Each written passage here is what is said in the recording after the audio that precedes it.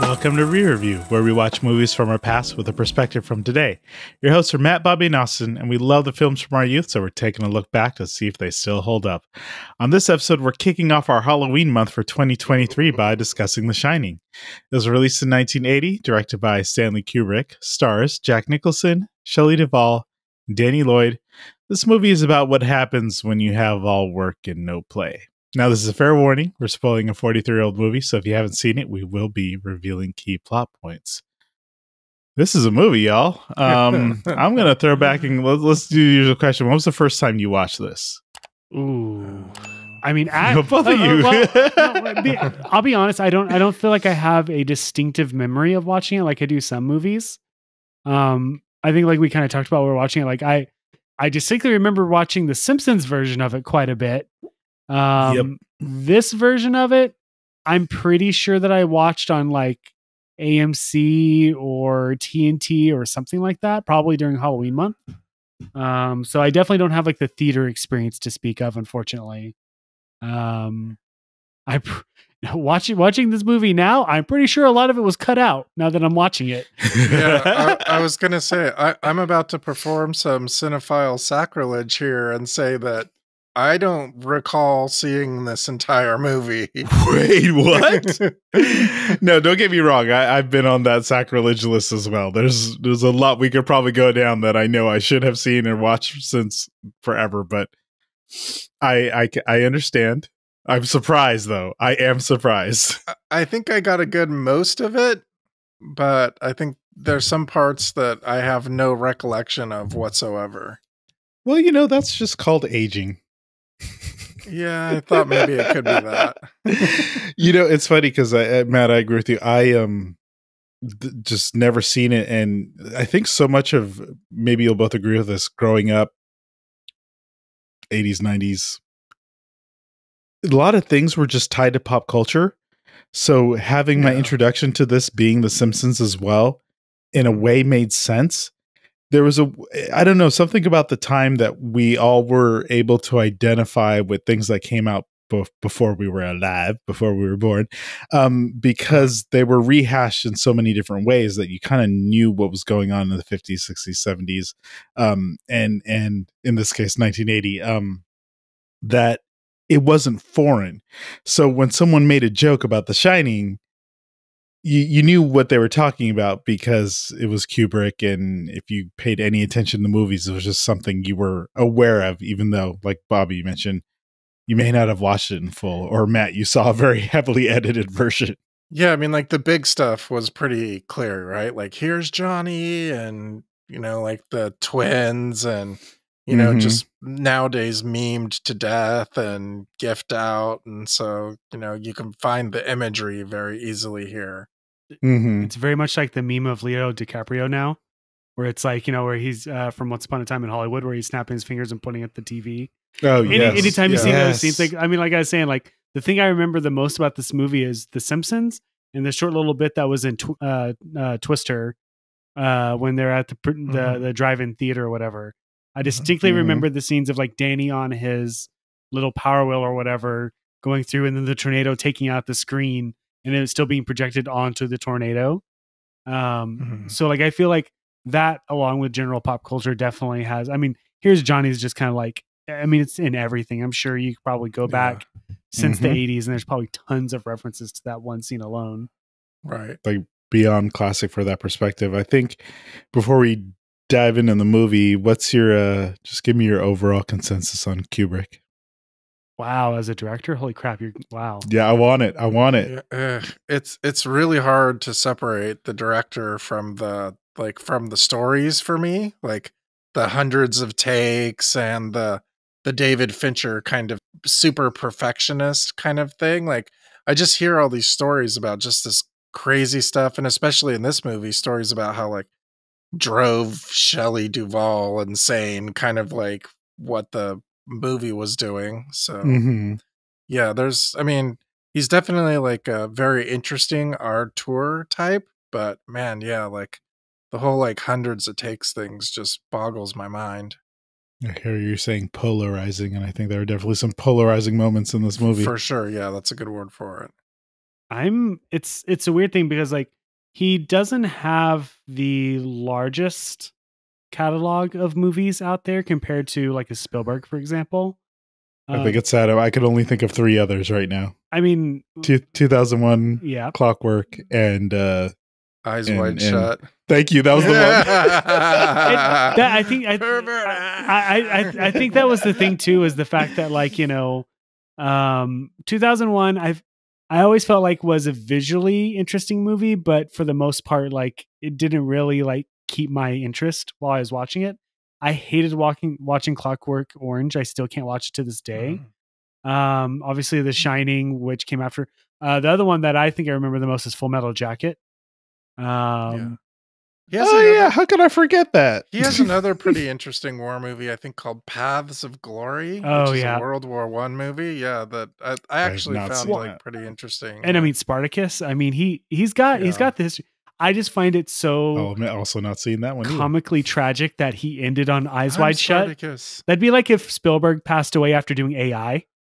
Like, right. Well, it would be the thing tragic. is like, the thing is that he did pass away during AI, and Spielberg took it from him and tried to like match what he would do with it. What? Wait, what? Did you lose me? He died during the middle of his development of making AI, the Spielberg movie, and so Spielberg took over for him and finished it. It was a Kubrick film? Yeah, using all of Kubrick's stuff. Using all of his like pre-production research. Well, learning new things. I guess I can't blame Spielberg for AI anymore. War of the Worlds, then. Right. No, gee. Okay, that's a different topic. This movie opens with some lovely vistas, and we were all very confused about the location. Apparently, this takes place in Denver, but we were all convinced it was the Swiss Alps. Well, I think it was actually shot not in Denver. It was like some forest in Canada or something, maybe. That feels right. It definitely had. Yeah. I mean, because I've been to Denver, Colorado Springs, all that. So like, it's not like this couldn't have existed there. It's just some of the shots were just so scenic to the point where like whenever I think of places like Switzerland or whatever, I think of really long vertical mountain ranges with like really distinct green grass and trees. And you kind of got that in some of these shots. So it kind of, I think even asked like, where does this take place again? Like it was kind of hard to place it just from the scenery. Because I mean, that was distinctive. Like what the opening 5 minutes was just driving through all the scenery. So it's kind of hard not to kind of be engrossed in it. And there was a part of me that was kind of wishing they had better camera tech back then to keep the camera a little bit more steady. But I'm sure if I'm sitting in a theater watching this on a ginormous screen, it probably would have been amazing. I'm sure. I mean, I think if they did, he would have used it. Oh, for sure. One interesting bit of trivia about the beginning shots is that some of that footage, the outtake stuff, was used at the end of the Blade Runner movie because the studio wanted it to be like a happy ending, so they used it at the end. I'm not sure if you remember. They cut in The Shining to make it a happier ending. They did, These things are jiving for me. They did, yes. But I think the actual hotel was in Oregon, and I wonder if there was a nod to it because when he was talking to the bartender, he said, "Oh, he's the best bartender from here to Portland, Maine, or Portland, Oregon." Probably. Yeah, it's I was a bit captivated by the vistas, and I think we talked about this. My first watching was in college because it was tied to some music classes I was taking, and so much was tied around how much synth use was done in this film, and we get that from the initial opening. You can do a half rendition, Bobby, of your version of the theme. Dun, dun, dun, okay, that's good. No copyright. No copyright. So I'm curious. What did you think of the synth? Because a lot of times when I think synth, I think like, wow, so 80s. But this one didn't really scream that to me, and I'm not sure why. No, the sound of this film is. We're so like things we get today. Movies are not as sparse as this movie is with it. And, you know, the way they'll mix scenes from being sort of empty and you only get the sounds of what's happening in the room, and then you'll get the music coming in to try to build that tension. That was one of the things I liked. I felt like one of my notes I wrote down is, what is this movie without the anxiety building sounds? Because in one way, if you look at it, I mean, the pacing isn't exactly, you know, it's just a lot of things happening slowly over time, right? Yeah, and that was one of the criticisms of the movie when it originally released, and Kubrick's movie prior to this one, which was Barry Lyndon, which is like a European historical drama, was criticized for being way too slow. And so his response to that was to make this movie. Well, I say that, and the reason I'm bringing up the audio is because the audio, I think, helped to offset that feeling of the pacing, because it made it such that I sat in the scenes. Oh yeah, in sort of how uncomfortable they were. It was very much dread-inducing. Like, it's funny because you know, this movie came out in 1980, and I couldn't help but think, and very much you can say it was inspired, like it inspired a generation of directors. It definitely did. But it just started reminding me of like modern horror, right? Like the Insidiouses, the Conjuring, where they focus a little bit less on a like orchestra for the soundtrack, and much more for an ambience based sound. Like it's just sounds put together. And I think the thing that kind of hid the synthesizer to me was there was definitely a sense of distortion to it. It kind of reminded me, like, whenever you'd go back and watch like movies from like the 50s, the way that the audio was kind of always distorted whenever you'd watch them. I mean, probably not during the time, but watching old reels, it kind of had that distortion to it. So it didn't sound synthetic or like machine made as much as a result. I think that distortion is from the technology not being able to go at sync sound, like exactly the same speed all the time, 100% of the time, like how it's supposed to match the video or the images 100%. So it's supposed to go like the same exact speed all the time. And of course, the super old movies are like hand cranks. So you had speed going up and down. And I think that kind of continued pretty far into the photochemical era. I think it definitely it helped the performances from my point of view, because I think that, you know, you really realistically you have 3 actors in this movie. Yeah, you had some supporting actors that were kind of there to help set up, but it was driven, you know, you had, you know, Jack Nicholson, you had oh my god, Shelley Duvall, and then Danny Lloyd. Like, and I'm trying not to pull the, you know, Danny was a kid type thing or whatever. But even Shelley, Danny I feel boy. like some of her performances towards the beginning felt a little bit over exaggerated at times. So I think having that soundtrack there kind of helps support it. And Jack Nicholson was, you know, he's Jack Nicholson no matter where he's at. So you probably could have had him just in a completely quiet setting and it would have been Jack Nicholson doing what he does, right?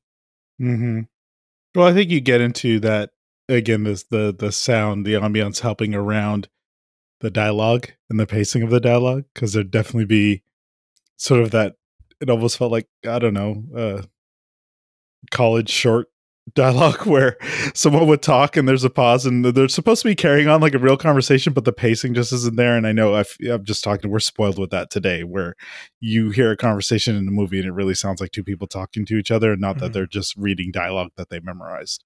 So there was a bit of that for me watching it that I was able to ignore because of everything else that was going on. I think it was a little bit more obvious at the beginning than it was towards the middle. And maybe it's just because I was starting to get more pulled into it. I don't know. I can't say that I was completely like enveloped by this movie watching it. I wasn't like pulled in and tense the entire time, but at the very least, like, because the pacing was picking up and there was the chase essentially that was occurring, I feel like it kind of helped cover up some of that gap in the dialogue that you were getting otherwise. Because in the beginning, when they were in the car making the conversation about what the cannibals, it didn't feel organic at all. No. Well, I think you mentioned, do they look like a family? No, they're the most unfamily family I've ever seen. Well, I think we could talk about the characters a bit here because there's Jack Nicholson playing Jack Torrance, Shelley Duvall as Wendy Torrance, and Danny Lloyd as Danny. And you mentioned Danny as a kid. There's also the supporting characters, but what about the overall the hotel as a character? Isn't that the big thing here? Yeah. I think that it's weird because I remember watching this as a younger person, and I felt that the hotel felt big. Like it was a massive space, and it had like this very, just the void of it was kind of scary. But watching it now, I didn't get that at all. Like I amazing. Really? Oh, I had the opposite reaction. I was sitting in all these spaces just with, you talked about that dread because of the audio, but I felt sort of the void of every room and the way that they were moving in those spaces. And I think a lot of it is because the shots were set up such that the characters were centered, but you'd see just how empty the space was around them. So that's why it's interesting to hear you have that contrast. Not that it wasn't not empty. I think it was just in my head, like everything was a grand hall for this place. It very much was like a mega mansion type looking thing. And I don't know if it's because of the choice of like patterns in it. So obviously the floor pattern was like a major driving thing in this movie, but even like the walls, the colors, I mean, even like the choice of like red on the elevator doors. Lots of unique colors. There was so much red all over. Like there was red in every room and all this red. And then the kitchen was kind of struck my ADD because I kept like looking at all this stuff in the background, like Tang and like ketchup and like all these like cornflakes and all these things. And I kept like trying to see what I can find in the background. The marketing got to you. It did. Just as planned. I hope you go buy some Tang. Can you still buy Tang? I have no idea. No, I don't. That's a good question. I have no idea. I haven't seen it in a long time. Oh yeah, like uranium. Yeah, I mean, something. There's obviously a lot that happens before we get to the end here. And one of the things my question is like, why does the hotel want them dead so bad? But we'll get into that piece. Spoiler, no idea. Oh jeez. So Jack Torrance, he gets this gig to be the caretaker. What a weird setup. Like, I run a lodge that I am going to basically turn off for the winter, and it's huge, and I need like a person and his family to be here the whole time. Yeah, like, what? I was confused by all that. It doesn't really line up to me that seems like a great job opportunity. I don't know, because they got basically trapped in the snow, right? Yeah, and one of the things that I think is I've never read the book, to be honest. So I don't know what differences exist between the book and the movie. I do know that Stephen King wasn't happy with it. Yeah, I think there's a fair amount. So maybe it was better fleshed out or explained in the book compared to the movie. Because like, to me, it didn't make sense, because it's weird, because from my point of view, these sort of lodges, they flourish during winter. Like they would have like a ski slope. It's like a ski resort. Yeah. So it's weird to me that it does shut down. It's even weirder that they feel like one person can take care of the entire place by themselves. Yes. When they know for a fact that 10 years prior, some other caretaker went crazy and murdered his family. And for whatever reason, it's like, you know what? Maybe we could have, I don't know, maybe 5 or 6 people here. And we could probably, I don't know, bring in some board games or something, or anything at this point to help make sure that doesn't happen again. Oh, yeah, it's one of those, and maybe we could talk about the turn, right? Because I think we see Jack and the family, and of course things are off. What's up with Tony? All right. What is up with Tony? Didn't you have a Tony growing up? Lack of friends. You just had a Tony in your throat that just, made conversation and, made all the right calls. And could show you things. I'm frustrated by Tony because I feel like Tony should have been the ultimate villain or the ultimate hero here. Either way, Tony, help us out. I really thought it was going to play out more like the kid was going to be the main problem at the beginning. Mm-hmm. I mean, so many movies do that now, right? The kids are scary, right? Kids in general are kind of scary. So when I bring up Jack and thinking about Jack's turn, it felt weird just in terms of, we're going through the paces. We see the time changes from a month to like Tuesday, Wednesday, 24 hours, whatever. And it's that first scene where Wendy comes in to talk to Jack and he's typing in his typewriter and he just loses it on her. And I think the first thing I wrote down was like, you need a divorce from this dude yesterday. Why are you here? You should have packed up and took the kid with you because this dude is going to beat your ass. This is not okay. Yeah, it got pretty uncomfortable, actually, quite a bit. For sure. And yeah, I agree. Like a solid divorce lawyer would have been, I mean, this is before the age of Google. So, being able to search somebody like that probably a little bit before the time. But yeah, I think that also plays into, for me, the fact that they didn't really feel like a family. It made it even more weird whenever, because like, I don't know if there was actually like a truly like happy moment between the three of them at any given time. And then I do agree that it's weird that he kind of loses it a little bit so early. And it doesn't feel like there was enough of a catalyst at that point to drive why he would start being like that. Like, maybe it kind of was revealed a little bit later on. It kind of feels like maybe he was kind of like a failing writer. And so maybe he was like pinning his, frustration at being a failing writer on her. Because he very much kind of brought that up before, that, essentially like she was a mistake, right? That like everything was terrible because of her.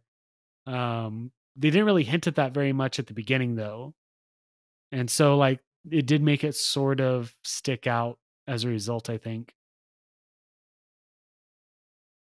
Yeah, it just felt, again, the start of everything being often uncomfortable. I mean, the other note I have here is just the sheer amount of verbal abuse. And I think, Bobby, this is what you're talking about, that Shelley Duvall was not treated well on set. Yeah, so, well, I don't know if it was not treated well, but she was just like, I mean, the whole like, well, I guess she wasn't treated well, but the whole like Kubrick experience just kind of got to her, and he was really trying to like, I guess like systematically break her down at some point with all the takes and all the stuff, and apparently she got really ill during the filming. Yeah. So. I think that's what those made it hard to watch, just in terms of that treatment and just all the odd things that happen. But again, we get into the spaces. So let's talk a bit about the supernatural nature of it. We have Danny, who has The Shining. He's got his special ability here, which I wrote down. So he just has telepathy, right? Is that and he can hear ghosts? Well, telepathy, he can see ghosts. He has foresight, right? He saw a lot of stuff happening, so it could be a powerful ability. And it's the reason why, like, I'd be curious to watch the sequel, Dr. Sleep, because it seems like he's a more fully formed person at the ability to use those powers. But wait, does that mean we get more Tony? I don't know. I don't know. Like that would actually be interesting. That would be like the get M. Night Shyamalan to direct it, and it turns out Tony was the murderer the entire time, or something like that, the mastermind. Yeah, and it was kind of strange in the aspect that, you had, what was his name? Halloran also had, The Shining. The Shining. And so like he was able to kind of detect it. I think what was the first thing he was like telepathy, like telling him like, do you want some ice cream? Yeah. But like, yeah, I guess he could, it was almost like, I don't know if you guys ever watched Highlander, where they could feel each other or whatever. So they knew where there was another immortal nearby. Same thing with like The Shining. You can feel that there's another Shining nearby. It's like, what a coincidence that in this tiny little space of the world, right, you run into another person who can not only has it, but can tell you about it. And you can use it to kind of drive at least poor Halloran's story to get him from his little cottage in Miami back up to this snow-capped mountain. To help no one. To help no one. To help absolutely no one. Oh, I mean, there's so many. Bobby, you made fun of me for you sound like I was taking notes every time something weird was happening. I don't even know what to bring up now because there were so many weird things that were going on. I will tell you one of my favorite parts is when she friggin' clocked him with the bat. That was like a hero moment for me. I was like, knock that fool down the stairs. For sure, yeah. Yeah, I was like, this feels really, really good. He drinks, he sees dead bartenders, and I don't know, this could lead us into getting to Ed again. Tell me what was your favorite weird moment? How's that? Favorite weird moment, man. Me personally, like, I know the one that always stands out the most to me is the honestly, it's the cutting to the elevator with blood. Like, darn, I was going to say the same thing. And with especially with the addition of the music and the way that kind of cuts in, I remember as a kid thinking that the little twin girls or whatever were really creepy. Mm-hmm. But and I know that afterwards we watched the Simpsons version of this. I don't know why, but in my mind, I thought that maybe it was a later episode that they had the two twin sisters from the Simpsons playing. That feels right. So like anytime I see them, that's all I see now. So like it kind of ruined it for me from the creep factor, but yeah. Bobby, you're not allowed to say the same thing. Yeah, I mean the whole 20s flapper situation was like really strange, and I mean clearly there was something really weird going on with the bartender. And okay, then I'll be the weird one. I'm choosing body horror lady in the bathtub. Oh, you went there. That's some weird stuff. And then I'll also choose Wendy Torrance running up the stairs and seeing a dude in a costume giving a blowy to another. At that point, I was just what is happening right now? Whoa. Why do all your moments involve nudity and sex? I like how the guy was like, after he sees all that, he's like, yeah, no, nothing happened. No one was there. The room was totally empty. Oh, I mean, yes. Even getting back to that domestic violence stuff with the idea that he's beating on his kid and then he confesses that he did as an accident. Like, what? This is dark, man. This is so dark. Let alone, we'll just throw it in there. There's some N-bombs in this movie. Yeah, unexpected. That was, and it just was uncomfortable. No. And like, what in the hell is going on? I mean, did you enjoy the maze scene? You mean the inmate? That chase, that part of it? The one thing that it ties into it, I was actually going to bring it up a little bit earlier, but I liked the usage of the Steadicam chase. So the maze scene was a really good example of that. And then Danny on the power wheel going around the hotel. Mm-hmm. Not only was it, I think, visually pretty interesting, but I also think it acted as kind of a nice little, like, this is the hotel. With the maze, I feel like because it was so whited out, it had a claustrophobic sense to it.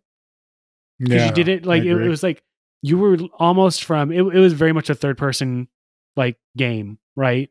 Like, so you didn't know what was going to be around the corner, even though you were technically following the bad guy, which is the weird thing. Most of that sequence was following Jack and like a little bit of Danny. But it was mostly following Jack, it'd be like if you had the same sequence with like Michael Myers. Like usually you follow, the victim, not necessarily like the killer. Right.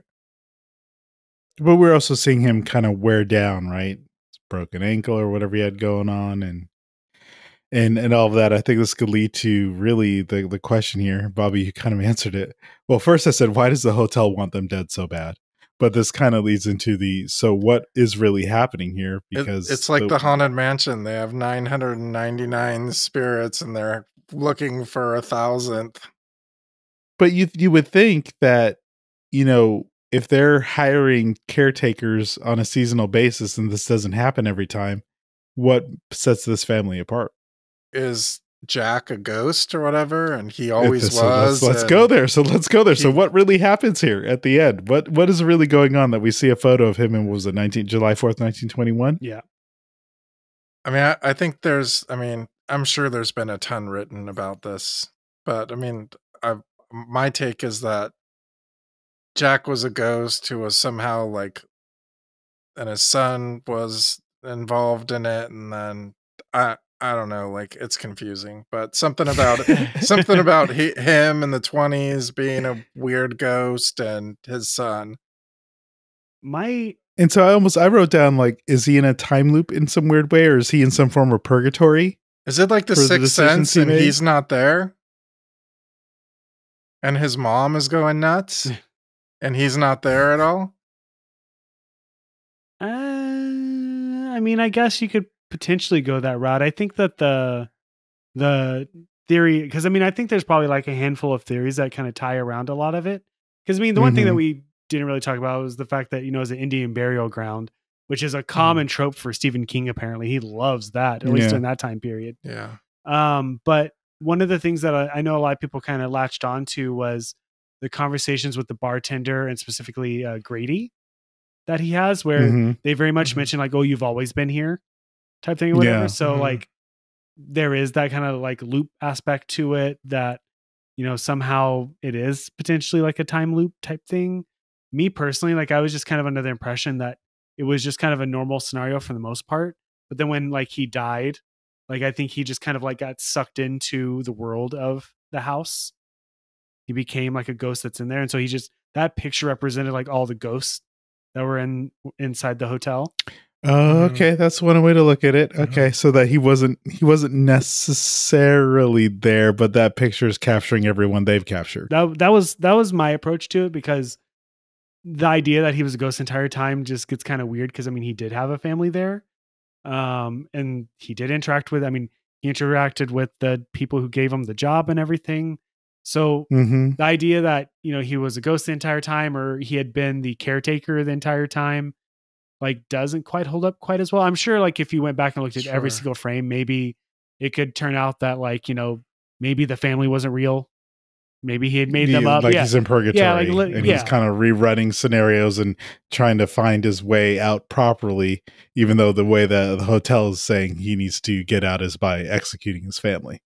Which might make the idea of a sequel kind of ruin any kind of theory one might have. No, yeah. We're saying all this stuff and there's a sequel. Damn it. Yeah. No more sequels.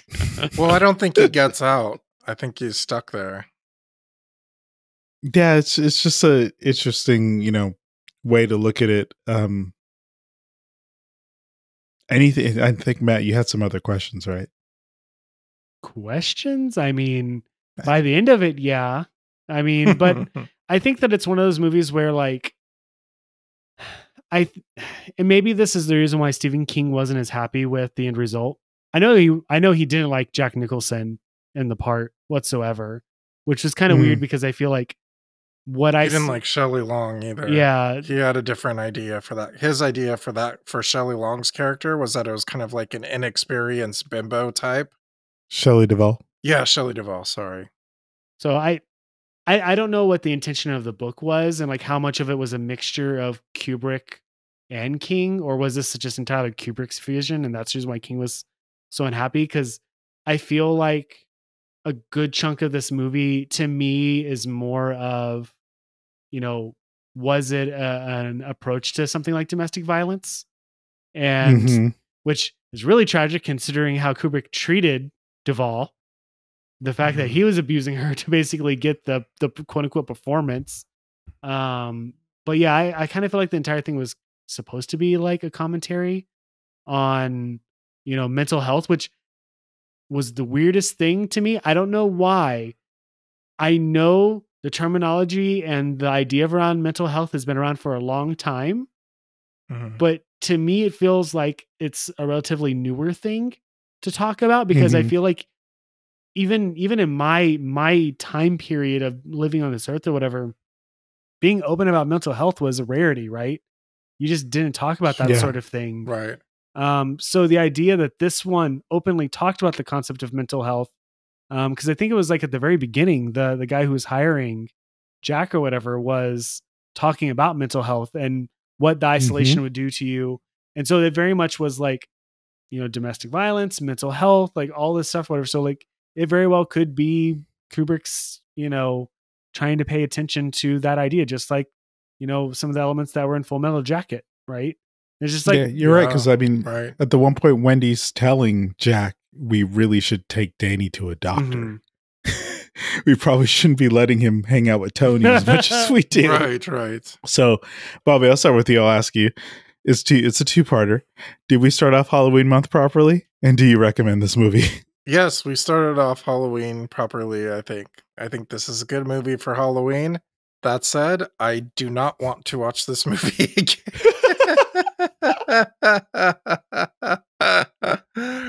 Which I will admit is a rarity for me, but I was like, oh, there's joy in my heart right now. I mean, I'd like to watch like the 10-minute, like, oh yeah, I remember that. That looked neat. I liked this tracking shot, and maybe if like some person can break down and explain. I am very interested in the next movie though, but if someone can tell me what the heck happened here, I'd be happy to hear it. But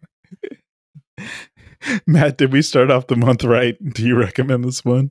I think it was a good start. I think that, it gives you a toe into maybe less from the traditional, what I think most people normally think of, like the slasher genre. This very much is a slasher, but it's not like, Jason Voorhees or, Michael Myers or anything like that. It has a different, almost slightly more realistic approach to it. The fact that it could be just the degradation of his mental health or whatever. yes. So I feel like something that's probably more in line with what you'd see like nowadays, where like people are breaking down like the meaning behind Babadook, right? Like that it was very much like the mental health degrading of, a single mom, right? Having to deal with all the stuff she was dealing with. Same thing here, a failing artist who's having to deal with all the stuff that he was dealing with. And I think that it was a nice little, this is an appetizer. And then as we go, we'll start building up a little bit more towards I think, I'm so worried about the building. yes. So would you recommend someone watch The Shining today? I think that it's worth watching. I think definitely as a film student, I think it's worth watching just for the aspects of the craft that I think that Kubrick definitely is a master of. I would recommend that if it's being played in a theater, watch it there instead, rather than watching it on an iPhone or even on a computer screen. I think that something like this was probably like the pre-Nolan IMAX type experience. Like seeing this on a big screen was probably a really big deal.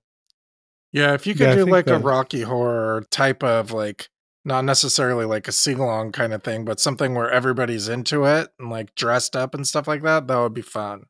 That seems creepy. Ooh, I love the theater idea until you said that. The last thing I want to do is go somewhere where everyone's dressing like Jack, Wendy, and Danny. People walking around with their fake axes and their. Yeah, that sounds less comfortable now. But I do love the theater idea. I'm happy we started with this movie. It feels unexpected in a way, because I think as we've done the previous years, maybe we watched a lot more modern films. And again, with the pacing, with the music, it's a good start. I think appetizer is a good word for it, and I dread what the full meal is going to look like. I recommend this one only because I'm coming from the perspective of I fell into it. I fell into the creepiness and sort of just the weirdness of it. Yeah, there's some problematic parts, but it held my attention in a way that probably says more about me as a person than I probably want to accept or admit to. So next time we are going to be watching another Stephen King classic. So please tune in for that. And as always, thank you for listening. And remember, some places are like people. Some shine and some don't.